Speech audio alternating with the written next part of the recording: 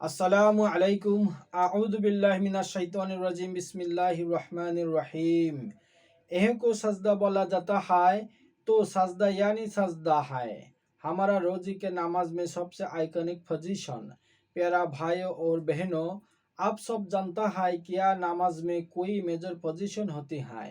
क्या हम खड़ा होते हैं, क्या हम रुकू करते हैं, क्या हम सजदा करते हैं और फिर बैठे होते हैं।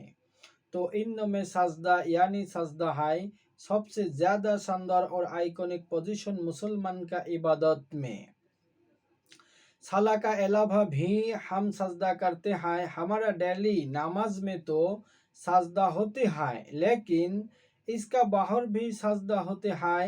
नमाज के अलावा 3 किस्म का सजदा हम इस्तेमाल करते हैं। नंबर 1, जो कहा जाता है अरबी में सजदातुन शुकुर, यही है शुकुर का सजदा। जब आपको कोई खूबसूरत खुशी का खबर मिलता है तो आप सजदा करे अल्लाह का शुक्र अदा करते हो। नंबर 2, जो कहा जाता है अरबी में सिजदातुत तिलावा, इसका माने है कुरानुल करीम में कोई स्पेसिफिक आयत आता है, जब आप उसको पढ़ते हो तो सजदा करा जरूरी होते हैं। नंबर 3, जो कहा जाता है अरबी में सिजदातुस सहू, यही है भूल का सजदा।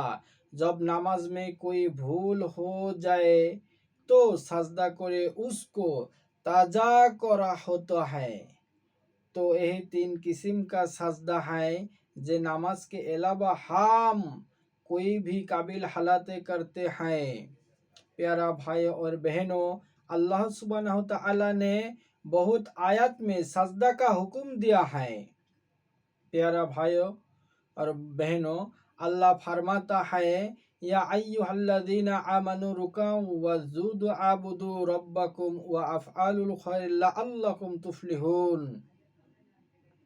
यही आयत में फरमाता है, हे ईमान वालो, रुकू करो, सजदा करो, अपने रब की इबादत करो और भल काज करो, शायद के तुम कामयाब हो जाओ।